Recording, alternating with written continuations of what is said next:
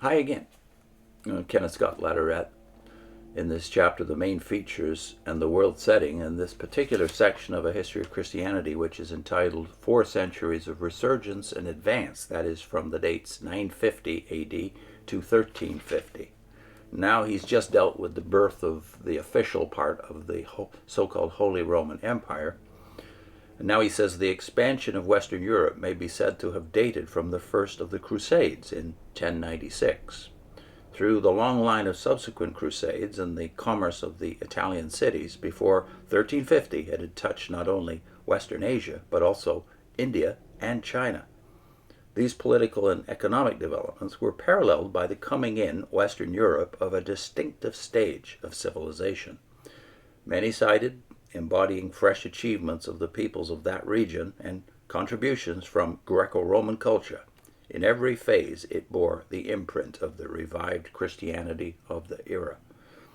Expanding and vigorous though it unquestionably was, in these 4 centuries Western Europe, and even all Christendom, did not loom as prominently in the total world scene as had the Roman Empire from the 1st to the 5th century. Far richer, more populous, and more sophisticated was China of the Sung Dynasty, that is from 960 to 1279. Although, like Europe, divided politically, India was probably wealthier than the former and contained more people. The Arab realms were now in fragments, but the Muslim world stretched from Spain through Western Asia and Persia into Central Asia and India. In most of this area, Islam was dominant.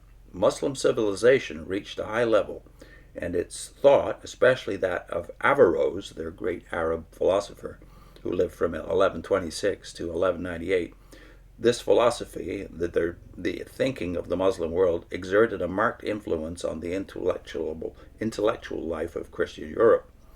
In the 11th century, the Seljuk Turks, Muslims, created a realm in Persia and Western Asia which was larger than that of any Christian state of that day. While it soon broke up, some of its fragments continued to be important. In the latter part of the 12th and in the 13th century, there blazed forth in meteoric fashion an empire, that of the Mongols, which ruled over a larger area and over more people than any which up to that time had been created by man. It was not Christian, although some of its princes had Christian mothers and were baptized as infants. It was frankly pagan.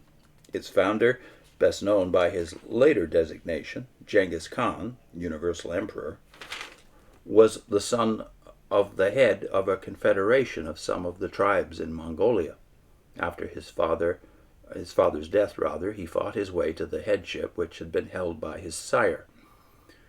He extended his rule over several of his neighbors, and before his death in 1227, he had begun the conquest of China and Central Asia. Under the sons and grandsons of Genghis Khan, the victorious sweep of the Mongol arms continued. By the close of the 13th century, the Mongols were masters of China, Korea, most of Central Asia, Persia, Mesopotamia, Armenia, Georgia, and the south of Russia. Beyond the borders of that vast area, their armies had been seen in Poland, Hungary, Moravia, northwest India, Burma, Annam, and Champa, and their fleets attacked Japan and Java. While within a century and a half of the death of Genghis Khan, the Mongol realm had broken up, and the Mongols had been expelled from China, large fragments of Eurasia were much longer under Mongol rule, notably in Central Asia and Russia. And in the 16th century, conquerors of Mongol stock subdued much of India and founded a dynasty which lasted into the 19th century. Compared with the Mongol Empire as it was in the 13th and 14th centuries, the Christian kingdoms and the remnants of the Byzantine Empire were petty principalities which escaped incorporation only because they were sufficiently on the periphery not to feel the full impact of the Mongol armies.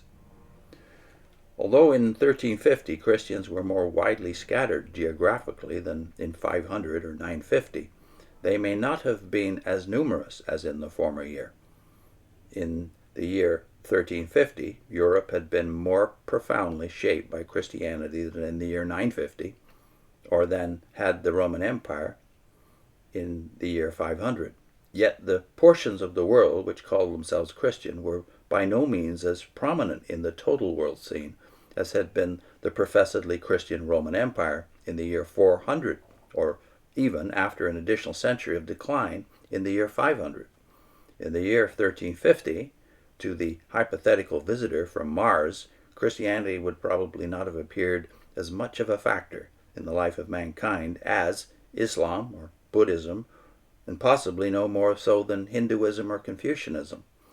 However, it had proved its ability to survive the demise of the realms, or the realm and culture in which it had achieved its first triumphs, and with which it had seemed to be identified. And winning the barbarian invaders from the north, it had been a major stimulus in stirring them to produce an advanced civilization. As we peruse or pursue the narrative of Christianity in these centuries, we will first tell of the progress towards the conversion of the peoples of Europe. We will then trace the course of Christianity in Western Europe, for it was here, rather than in the waning Byzantine realms, that the faith was to have its chief center into the 20th century. Finally, we will move eastward to tell of what was transpiring there in the Christian communities. That's the end of chapter 15. I'll put in a video we did. It's a meditation from the Watchtower book, The Finished Mystery, published in 1917. It's a meditation upon their view of history, which unfortunately is shared by tens of millions of Christians of other sects, cults, and denominations. And that is the idea that somehow there was a fatal corruption of Christianity following upon the death of the apostles.